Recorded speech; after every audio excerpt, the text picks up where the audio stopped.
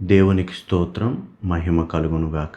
ఈ వీడియో చూస్తున్న వారందరికీ మన ప్రభు అయిన యేసుక్రీస్తు నామంలో నిండు వందనములు. ఈరోజు మనము తెలుసుకోబోయే అంశం ఏంటంటే సమరయుల చరిత్ర.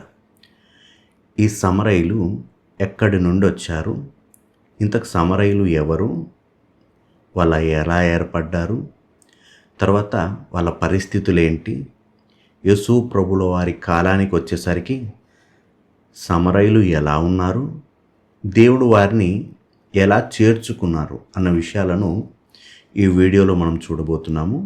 ముందుగా ఈ సమరయుల చరిత్రను మనం అర్థం చేసుకోవాలంటే మొట్టమొదటిగా ఎక్కడికి వెళ్ళాలంటే సమరయులు ఎలా ఏర్పడ్డారు అన్న విషయం మనకు అర్థం కావాలంటే మనము సొలొమోను గారి కాలంలోకి వెళ్ళాలి. సొలొమోను గారు క్రీస్తుకు పూర్వము 970 నుండి 931 సంవత్సరముల వరకు పరిపాలన చేసినట్టు మనకు చరిత్రలో వ్రాయబడింది. అయితే మొదటి రాసుల గ్రంథము 11వ అధ్యాయంలో కొన్ని విషయాలను పరిశీలిస్తే సొలొమోను ఏం చేస్తాడంటే అంతవరకు దేవునికి మంచిగా బ్రతికిన వ్యక్తి ఒక్కసారిగా విగ్రహారాధనకు పాల్పడతాడు. విగ్రహారాధన చేసి దేవుని దృష్టికి వ్యతిరేకంగా ప్రవర్తిస్తాడు. దేవుడు అంటాడు, అప్పుడు ఏమంటాడు? 9వ వచనంలో చూస్తే 11వ అధ్యాయం 9వ వచనంలో చూస్తే, ఇజ్రాయేలీల దేవుడైన యెహోవా అతనికి 2 మార్లు ప్రత్యక్షమై నీవు ఇతర దేవతలను వెంబడింపవలదని అతనికి ఆజ్ఞాపించినను సొలొమోను హృదయము ఆయన యొద్ద నుండి తొలగిపోయాను.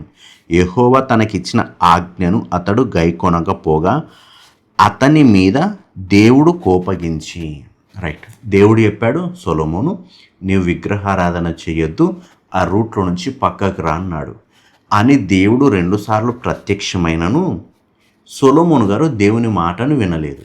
ఆ దేవుని మాటను వినకపోయేసరికి దేవుడు ఏం చేస్తాడంటే 11వ వచనంలో చూస్తే, దేవుడు సెలవిచ్చినదేమనగా, నేను నీతో చేసిన నా నిబంధనను కట్టడలను నీవు ఆచరింపకపోవుట నేను కనుగొనుచున్నాను గనుక ఈ రాజ్యము నీకుండకుండా నిశ్చయముగా తీసివేసి నీ దాసునికిచ్చేదను. అయినను నీ తండ్రి అయిన దావీదు నిమిత్తము నీ దినములయందు నేను అలాగు చేయక నీ కుమారుని చేతిలో నుండి దాన్ని తీసివేసేదను, రాజ్యమంతయు తీసివేయను. నా దాసుడైన దావీదు నిమిత్తమును నేను కోరుకొనిన యెరూషలేము నిమిత్తమును ఒక గోత్రము నీ కుమారునికి ఇచ్చేదను.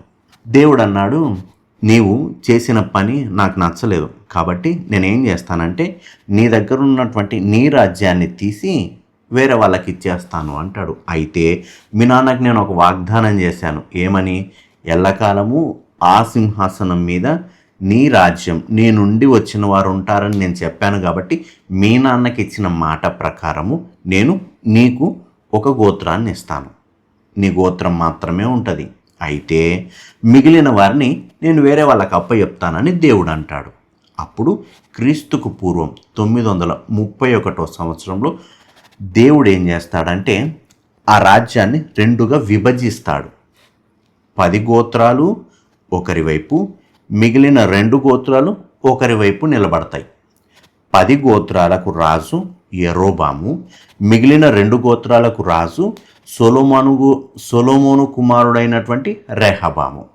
ఈ రెహబాముకు బెన్యామీను యూదా గోత్రము ఒక పక్క, మిగిలిన 10 గోత్రాలు యెరోబాము వైపుకు వెళ్ళిపోతాయి.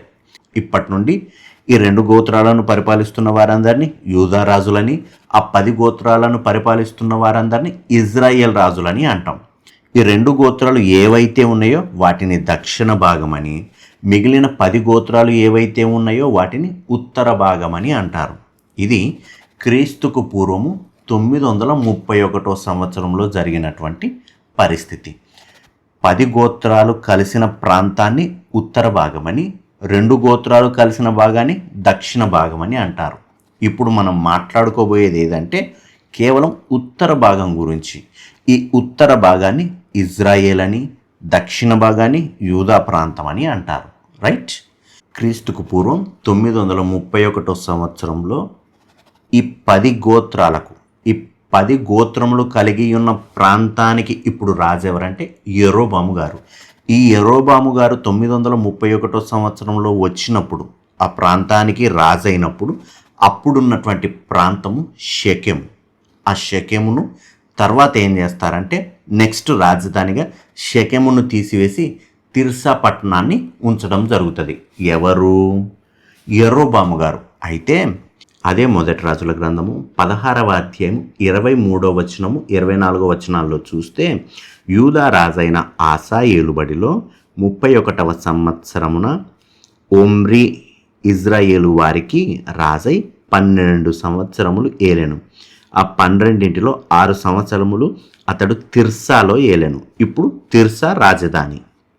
అయితే అతడు షెమెరునొద్ద షోమ్రోను కొండను 4 మణుగుల వెండికి కొనుక్కొని ఆ కొండ మీద పట్టణమోటి కట్టించి ఆ కొండ యజమానుడైన షెమెరు అనునతని పేరును బట్టి దాన్ని కట్టించిన పట్టణమునకు షోమ్రోను అని పేరు పెట్టెను.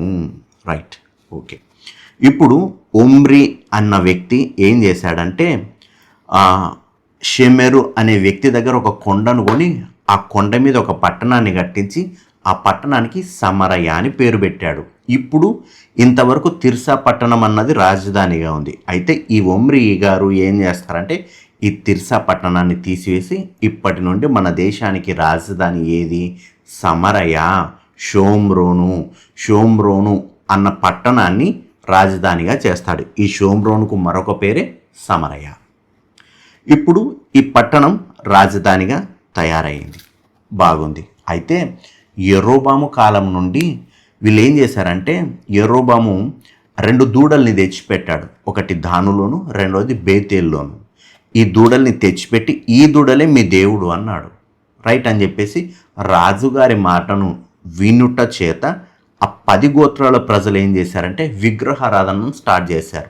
విగ్రహారాధనను చేస్తూ ఉండగా దేవుని కోపం వారి మీదకి వచ్చి నేను ఎన్నిసార్లు చెప్పినా మీరు నా మాట వినుటలేదని దేవుడు ఏం చేస్తాడంటే వారిని వేరొక రాజ్యానికి, వేరొక జనాంగానికి దాసులుగా అప్పచెప్తాడు. దేవుడు ముందే తన ధర్మశాస్త్రంలో రాయించి పెట్టింటాడు. ఏమని? మీరు గనక నా మాట వెనుక మీ ఇష్టానుసారంగా విగ్రహారాధన చేసుకుంటూ మీకు నచ్చినట్టు బ్రతికితే మీ మీదికి వేరే రాజ్యాన్ని తీసుకొస్తాను. వాళ్ళు ఏం చేస్తారంటే గద్ద వచ్చినట్లు వచ్చి మిమ్మల్ని తమ దేశానికి తీసుకొని వెళ్ళి తమ దేశంలో మిమ్మల్ని బానిసలుగా చేసుకుంటారు మీరు నా మాట వినకపోతే అని ద్వితీయోపదేశకాండము 28వ అధ్యాయము 49వ వచనంలో చూస్తే యెహోవా దూరమయ్యున్న భూదిగంతముల నుండి ఒక జనమును అనగా నీకు రాని భాష కలిగిన జనమును, క్రూర ముఖము కలిగి వృద్ధులను, యవ్వనస్తులను, కటాక్షింపని జనమును గద్ద ఎగరి వచ్చినట్లు నీ మీదికి రప్పించును. ఈ ఇజ్రాయేల్ ప్రాంతము క్రీస్తుకు పూర్వము 722లో అష్షూరు చెరలోకి వెళ్ళినప్పటికీ అంతకు ముందు నుండే వాళ్ళు వచ్చి ఈ దేశం మీదకి ముట్టడి వేయడం జరుగుతుంది. 2వ రాజుల గ్రంథము 15వ అధ్యాయము 29వ వచనంలో చూస్తే ఇజ్రాయేల్ రాజైన పెకహు దినములలో అష్షూర్ రాజైన తిగ్లత్ పిలెసరు వచ్చి ఈయోను పట్టణమును, అబెల్మెత్మాయక పట్టణమును, యానోయాహు పట్టణమును, కెదెషు పట్టణమును, హాషోరు పట్టణమును, గిలాదు దేశమును, గలిలయ దేశమును, నఫ్తాలి దేశమునంతను పట్టుకొని అచ్చటనున్న వారిని అష్షూరు దేశమునకు చెరగా తీసుకొని పోయెను. అయితే ఈ క్రీస్తుకు పూర్వం 722లో అష్షూర్ రాజు వచ్చి ఈ ప్రాంతాన్నంతా తమ దేశానికి చెరగా తీసుకొని వెళ్తాడు కదా. అంతకంటే ముందు క్రీస్తుకు పూర్వము 743 సంవత్సరం నుండి 732 సంవత్సరంలో ఈ ఇజ్రాయెల్ ప్రాంతంలోని ఉత్తర భాగాన్ని తిగ్లత్ పిలెసరు అనే వ్యక్తి ఈ ప్రాంతాన్ని మొత్తాన్ని చెరకు తీసుకొని వెళ్తాడు. అయితే ఇది జరిగిన తరువాత 2వ రాజుల గ్రంథము 17వ అధ్యాయము 5వ వచనంలో చూస్తే అష్షూర్ రాజు దేశమంతటి మీదికిని షోమ్రోను మీదికిని వచ్చి 3 సంవత్సరములు షోమ్రోనును ముట్టడించెను. ఏం చేశాడు? షోమ్రోన్ అనే ప్రాంతానికి ముట్టడి వేశారు. ఎప్పుడు? క్రీస్తుకు పూర్వం 725 సంవత్సరంలో. 3 సంవత్సరాలు ముట్టడి వేసిన తర్వాత 6వ వచనంలో చూస్తే హోజాయా ఏలుబడిలో 9వ సంవత్సరమందు అష్షూరు రాజు షోమ్రోను పట్టణమును పట్టుకొని ఇజ్రాయేలు వారిని అష్షూరు దేశంలోనికి చెరగొనిపోయి గోజాను నది దగ్గరనున్న హాలహు హబోరు అను స్థలములనందును మాదీల పట్టణములలోను వారిని ఉంచెను. ఏం చేశాడంటే హోజేయ ఏలుబడిలో 9వ సంవత్సరము అంటే క్రీస్తుకు పూర్వము 722 నుండి 721 సంవత్సరంలో సర్గోను అనేటువంటి అష్షూరు రాజు ఏం చేస్తాడంటే వీళ్ళను తీసుకొని వెళ్ళి అష్షూరు ప్రాంతంలో ఉంచుతాడు. అయితే ఈ రాజు ఏం చేస్తాడంటే అందరినీ ఆ ప్రాంతానికి తీసుకెళ్ళక కొంతమందిని ఆ ఇజ్రాయెల్ ఉత్తర భాగంలోనే కొంతమందిని ఉంచి వెళ్తాడు. కొంతమంది ఉంచి వెళ్ళిన తర్వాత అక్కడ కొంతమంది మిగిలిపోయారు. ఇప్పుడు ఇజ్రాయెల్ ప్రాంతంలో కొంతమంది మిగిలిపోయారు. ఈ ఇజ్రాయెల్ ప్రాంతంలో కొంతమంది మిగిలిపోయిన తర్వాత అష్షూరు రాజు ఏం చేస్తాడంటే ఆ ప్రాంతంలోకి ఇజ్రాయెల్ ప్రాంతంలోకి కొంతమందిని తీసుకొని వచ్చి ఉంచుతాడు. క్లియర్గా చెప్పాలంటే అష్షూరు రాజు వచ్చాడు, ఇజ్రాయెల్ ప్రాంతం మీదకి ముట్టడి వేశాడు. ముట్టడి వేసి అందులో ఉన్న కొందరిని తీసుకెళ్ళి అష్షూరు ప్రాంతంలో ఉంచుకున్నాడు. కొంతమందిని ఈ ఇజ్రాయెల్ భాగంలోనే ఉంచి వెళ్ళాడు. ఉంచి వెళ్ళిన తర్వాత ఈ ఇజ్రాయెల్ భాగంలో ఏం చేశాడంటే వేరే దేశాల్లో ఈయన వెళ్ళి యుద్ధం చేసి ఏ విధంగా అయితే ఇజ్రాయెల్ ప్రాంతాన్ని గెలుచుకున్నాడో అలానే వేరే ప్రాంతాల్లో కూడా యుద్ధం చేసి గెలుచుకున్నటువంటి కొంతమంది ప్రజల్ని తీసుకొని వచ్చి ఈ ఇజ్రాయెల్ ప్రాంతంలో ఉంచుతాడు. ఎవరినెవరిని ఉంచాడు అని చూస్తే ఈ ఇజ్రాయెల్ భాగంలో 2వ రాజుల గ్రంథము 17వ అధ్యాయం 24వ వచనంలో చూస్తే అష్షూరు రాజు ఎవరెవరిని ఉంచాడు? బబులోను, కూత, అవ్వ, హమాతు, సెపర్వయీము 5 అను తన దేశములో నుండి జనులను రప్పించి ఇజ్రాయేలు వారికి మారుగా షోమ్రోను పట్టణములో ఉంచెను. గనుక వారు షోమ్రోను దేశమును స్వతంత్రించుకొని దాని పట్టణములలో కాపురం చేసిరి. రైట్. ఇప్పుడు ఈ రాజు ఏం చేశాడంటే ఇజ్రాయేల్ ప్రాంతంలో 5 దేశాల ప్రజలను తీసుకొని వచ్చి అక్కడ పెట్టాడు. ఎవరెవరిని? బబులోను, కూత, అవ్వ, హమాతు, సెపర్వయీము. ఈ 5 ప్రాంతాలు ఇప్పుడు ఇజ్రాయేల్ భాగంలో ఉన్నాయి. ప్లస్ ఇజ్రాయేల్ భాగంలో కొంతమంది మిగిలి ఉన్నారు. అయితే ఈ ఇజ్రాయేల్ భాగంలోకి వచ్చినటువంటి బబులోను కావచ్చు, కూత, హవ్వ, హమాతు, సెపర్వయీము ఈ ప్రాంతాల ప్రజలు వారి వారి దేవతలను కూడా ఈ ప్రాంతంలోకి తీసుకొని వచ్చారు. ఈ 10 గోత్రాలు నివసిస్తున్నటువంటి ఈ ఇజ్రాయెల్ భాగంలోకి ఆ 5 ప్రాంతాల ప్రజలు ఏం చేశారంటే వారి దేవతలను తీసుకొని వచ్చారు. ఇంతకు వారి దేవతల పేర్లు ఏంటంటే అదే 17వ అధ్యాయము 30వ వచనంలో చూస్తే బబులోను వారు సుక్బెతోనోతు దేవతను, కూతవారు నర్గలు దేవతను, హమాతు వారు అషిమ దేవతను, అవీయులు నిబ్జజు తర్తాను దేవతను ఎవరి వారి దేవతను పెట్టుకొని చుండిరి. సెపర్వయీములు తమ పిల్లలను అద్రెమ్మెలకు అనెమ్మెలకు అను సెపర్వయీము యొక్క దేవతలకు అగ్నిగుండమందు దహించుచుండిరి. ఇక్కడి వరకు ఒకసారి ఆలోచిస్తే దేశము 2గా విడిపోయింది. విడిపోవడంలో 2 గోత్రాలు యూదా ప్రాంతంగాను 10 గోత్రాలు ఇజ్రాయెల్ ప్రాంతంగానే ఏర్పడ్డాయి. ఈ 10 గోత్రాల ప్రజలను ఉత్తర భాగం అన్నారు. ఈ ఉత్తర భాగానికి రాజు యరొబాము. మొదటగా షెకెము ప్రాంతము రాజధాని, తర్వాత తిర్సా పట్టణం అన్నది రాజధానిగా అయింది. అయితే ఓమ్రీ అనే వ్యక్తి ఏం చేస్తాడంటే ఈ తిర్సా పట్టణాన్ని రాజధానిగా తీసివేసి ఒక కొండను కొని ఆ కొండపైన ఒక దేశాన్ని కట్టి ఆ కొండపైన ఒక ప్రాంతాన్ని కట్టి దాన్ని ఏం చేశాడంటే ఆ ప్రాంతాన్ని ఇప్పటి నుండి ఈ 10 గోత్రాల ప్రజలకు అంటే ఇజ్రాయేల్ ప్రజలకు రాజధానిగా చేశాడు. ఆ ప్రాంతాన్ని షోమ్రోను అన్నారు. ఆ ప్రాంతానికి మరొక పేరే సమరయ. అయితే ఈ ప్రాంతము విగ్రహారాధనతో నిండి ఉండడం వలన దేవుడు ఏం చేశాడంటే క్రీస్తుకు పూర్వం 722 నుండి 21 సంవత్సరాల్లో ఈ ప్రాంతాన్ని అషూర్ ప్రాంతానికి అప్పచెప్పాడు. అషూర్ ప్రాంతానికి అప్పచెప్పినప్పుడు అషూర్ రాజు ఏం చేస్తాడంటే ప్రజలందరినీ తీసుకెళ్ళక అందులో కొంతమందిని మాత్రమే తీసుకెళ్ళి కొంతమందిని ఇక్కడే ఉంచడం జరుగుతుంది. ఇక్కడే ఉంచిన తర్వాత ఇక్కడి ప్రజల మధ్యకి 5 దేశాలలో ఉన్నటువంటి ప్రజలను తీసుకొని రావడం జరుగుతుంది. ఆ 5 ప్రాంతాలు బబులోను, కూత, అవ్వ, హమాతు, సెపర్వయీము. ఈ 5 ప్రాంతాలు ఇజ్రాయేల్ దేశంలో ఉన్నాయి. ఈ 5 ప్రాంతాలు ఇజ్రాయేల్లో ఉన్నాయి. రెండోది ప్లస్ ఇజ్రాయేల్ ప్రజలు కొంతమంది మిగిలిన వారు ఉన్నారు. అయితే ఈ ఇజ్రాయేల్లో మిగిలిన వారు మరియు ఆ 5 ప్రాంతాల ప్రజలు కలిసిపోయి ఒకరిని ఒకరు పెళ్లి చేసుకొని ఒకరికి ఒకరు వాళ్ళంతా కలిసిపోవడం జరిగింది.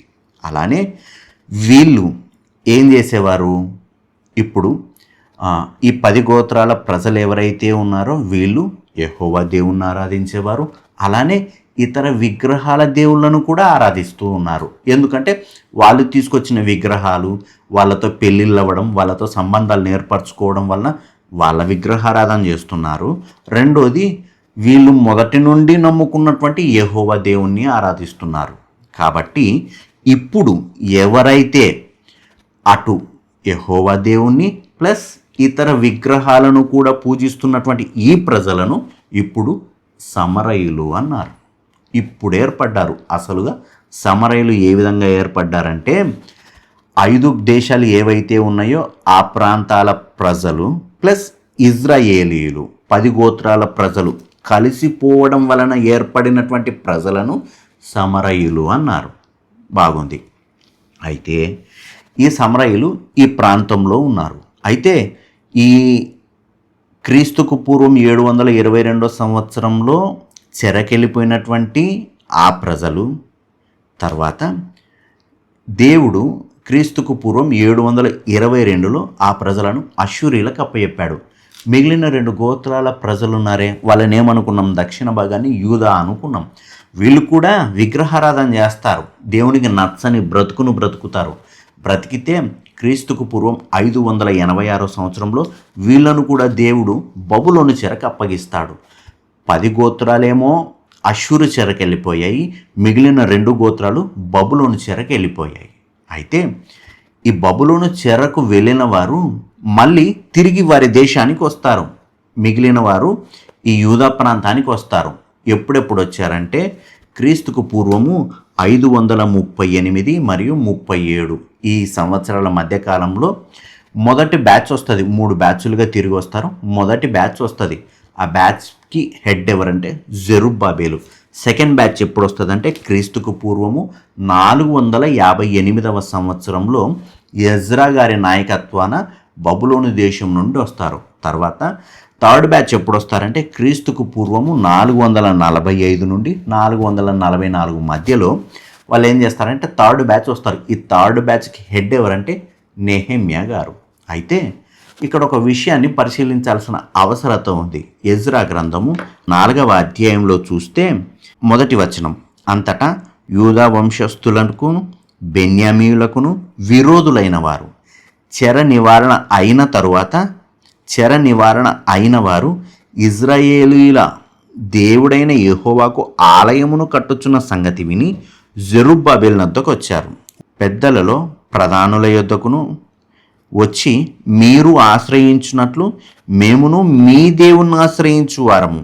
ఇప్పటికీ మమ్మును రప్పించిన అష్షూరు రాజైన ఏసర్హద్దోను యొక్క కాలము మొదలుకొని మేము యెహోవాకు బలులను అర్పించువారము, మేమును మీతో కలిసి కట్టెదమని చెప్పిరి.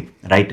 దేవుడు ఏం చేశాడంటే ఈ యూదులను 2 గోత్రాల ప్రజలను బబులోను చెర నుండి తీసుకొని వచ్చిన తర్వాత మీరెళ్ళి మీ ప్రాంతాలకు వెళ్ళండి, మీ ప్రాంతంలోకి వెళ్ళి యెరూషలేములో మందిరం కట్టుకోండి అని దేవుడు వాళ్ళని ఈ ప్రాంతానికి పంపిస్తాడు. ఈ ప్రాంతంలో వీళ్ళు మందిరం కట్టుకుంటున్న సందర్భంలో అక్కడ బ్రతుకుతున్నారే 10 గోత్రాల ప్రజలు, వాళ్ళు వచ్చి వీళ్ళతో ఏమన్నారంటే, మేము కూడా యెహోవా దేవుణ్ణి ఆరాధించేవారము.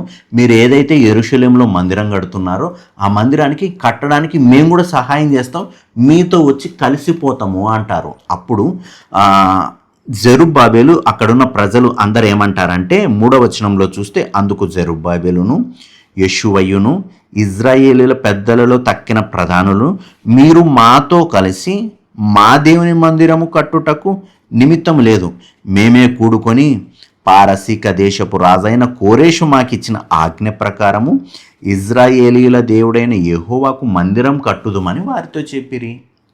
వాళ్ళు వచ్చి మేము మీతో పాటు మందిరం కడతాము అన్నారు. కడతాము అంటే అప్పుడు ఈ 2 గోత్రాల ప్రజలు 10 గోత్రాల ప్రజలతో, ఈ 2 గోత్రాల ప్రజలు ఎవరైతే ఉన్నారో వారితో 10 గోత్రాల ప్రజలు ఎవరైతే వచ్చి మేము కూడా మీతో పాటు మందిరం కడతామని చెప్తే అప్పుడు వీళ్ళు తిరస్కరిస్తారు.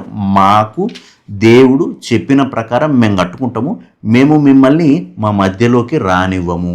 ఎందుకు రానివ్వరంటే, మీరు అన్యజనులతో సాంగత్యం చేసిన వారు, ఆ దేవతలను పూజించేవారు, ఆ ప్రజలతో మీరు కలిసిపోయి ఆ ప్రజల వలె మీరు మారినవారు. మీరు వచ్చి మా దేవుని మందిరం కడతామంటే మేము ఒప్పుకోము, మీరు మాకు వద్దు అని చెప్పడం జరుగుతుంది. అయితే అప్పుడు చెప్పినప్పుడు వీళ్ళలో ఒక రకమైనటువంటి కోపం వచ్చి, ఫ్రస్ట్రేషన్ వచ్చి, మమ్మల్ని కాదంటారా, మమ్మల్ని దూరం చేస్తారా, మేము కూడా యెహోవా దేవుణ్ణి ఆరాధించువారమని చెప్పినా మమ్మల్ని దూరం పెడతారన్న ఉద్దేశంతో ఈ సమరయులు ఏం చేస్తారంటే వీరిపైన కోపం పెంచుకుంటారు. ఈ మందిరాన్ని కట్టకుండా, యెరూషలేములో మందిరాన్ని కట్టకుండా శతవిధాల ప్రయత్నం చేస్తారు. అయితే ఈ కట్టకుండా ఉన్న తరువాత ఈ సమరయుల్లో ఉన్నటువంటి ప్రజలందరూ ఏం చేస్తారంటే, ఆ 10 గోత్రాల ప్రజలు ఏం చేస్తారంటే, వీళ్ళకి ఒకటేనా మందిరం ఉండేది, కాబట్టి మనము కూడా మందిరం కట్టుకుందాం, మనం ఒక దేవాలయాన్ని కట్టుకుందాం అని చెప్పి వీళ్ళు దేవాలయాన్ని ఒక చోట కట్టుకుంటారు. ఆ ప్రదేశం ఏంటంటే గెరిజీము. గెరిజీం ప్రాంతంలో వీళ్ళు ఒక మందిరాన్ని కట్టుకొని, ఇది అసలైన మందిరం యెరూషలేములో ఉండేది కాదు, దేవుడు తన నివాస స్థలంగా కోరుకున్నది యెరూషలేములో ఉన్నది కాదు, కేవలం గెరిజీం ప్రాంతంలో ఉన్నది మాత్రమే, అది కాదు ఒరిజినల్ ఇది అని చెప్పడం స్టార్ట్ చేశారు. అయితే చరిత్ర ప్రకారం చూస్తే క్రీస్తుకు పూర్వము 450 నుండి 400 మధ్యలో ఈ గెరిజీం ప్రాంతం పైన మందిరాన్ని కట్టినట్టు చరిత్రలో మనకు కనబడుతుంది. ఈ విధంగా మందిరం కట్టబడిన తర్వాత వీళ్ళు ఏం చేస్తున్నారంటే, గెరిజీమే దేవుడు ఏర్పరచుకున్నటువంటి ప్రాంతం. వీళ్ళు ఈ సమరయులు వారికి సపరేట్గా ఒక ధర్మశాస్త్రాన్ని పెట్టుకున్నారు, సమారిటన్ పెంటెట్యూక్.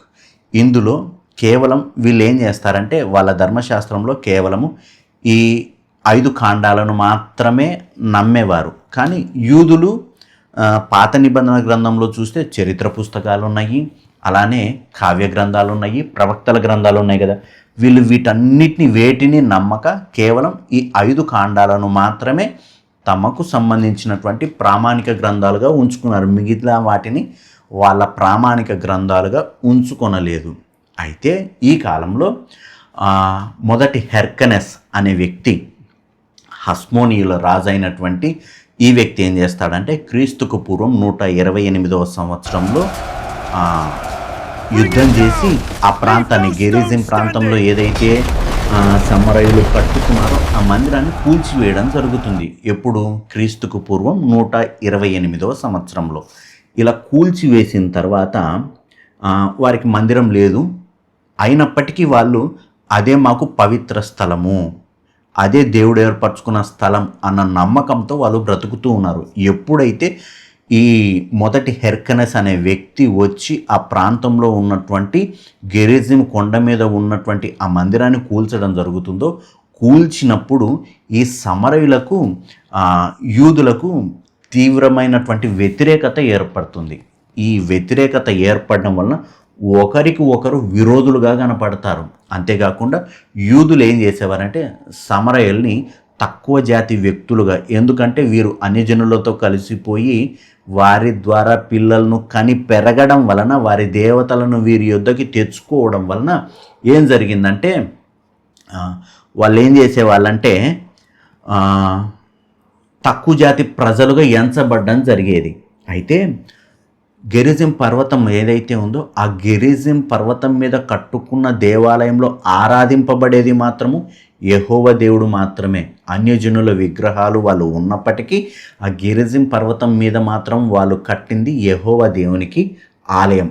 అయితే దేవుడు ఏర్పరచుకున్న స్థలం యెరూషలేం మాత్రమే అని చెప్పి వారు ఆ గెరిజిం పర్వతం మీద ఉన్నటువంటి మందిరాన్ని కూల్చడం జరిగింది. ఇలా కంటిన్యూ అవుతూ వస్తూ ఉండగా యేసు ప్రభుల వారి కాలానికి వచ్చింది. యేసు ప్రభుల వారి కాలంలో మనకందరికీ బాగా తెలిసిన అధ్యాయము యోహాను సువార్త 4వ అధ్యాయంలో చూస్తే సమరయ స్త్రీ యొద్దకు వస్తాడు. యేసు ప్రభుల వారు వచ్చి, అమ్మ నాకు నీళ్ళు ఇస్తావా అని అడుగుతాడు. అప్పుడు మీరు మాతో సాంగత్యం చేయరు కదా అన్నటువంటి విషయాలు మాట్లాడతారు.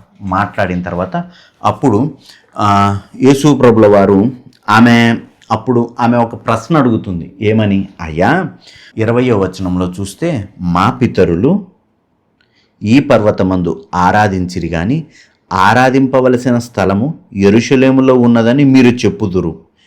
ఆయనతో అనగా యేసు ఆమెతో ఇట్లా నేను ఈమె అడిగిన ప్రశ్న ఏంటంటే, మా పితరులు చూస్తేనేమో ఈ పర్వతం మీద, ఈ గెరిజిం పర్వతం మీద దేవుడున్నాడని ఆరాధిస్తూ ఉన్నారు, అది దేవుని మందిరం అని ఆరాధిస్తూ ఉన్నారు. అయితే మీరేం చేస్తున్నారంటే యెరూషలేములో దేవుని నివాస స్థలం అని మీరు ఆరాధిస్తున్నారు కదా. అసలు దేవుడు ఎక్కడ? ఆ ప్రాంతమా ఈ ప్రాంతమా దేవుడు ఏర్పరచుకున్న స్థలము అంటే అప్పుడు యేసు ప్రభుల వారు అన్నారు, అమ్మా దేవుడు అంటే నువ్వేమనుకున్నావో ఏమో, దేవుడు అంటే భౌతికుడు కాదు, అంటే రక్త మాంసాలు కలిగిన వ్యక్తిలా ఉంటాడని భ్రమపడుతున్నారు. కానీ దేవుడు అభౌతికుడు. దేవుడు ఆ యెరూషలేములోనైనాను లేకపోతే ఆ గెరిజిం కొండ మీద మీరేదైతే మందిరం కట్టుకున్నారో అక్కడైనాను ఉండడు. దేవుణ్ణి ఆరాధించువారు ఆత్మతోనూ సత్యముతోనూ ఆరాధింపవలెను.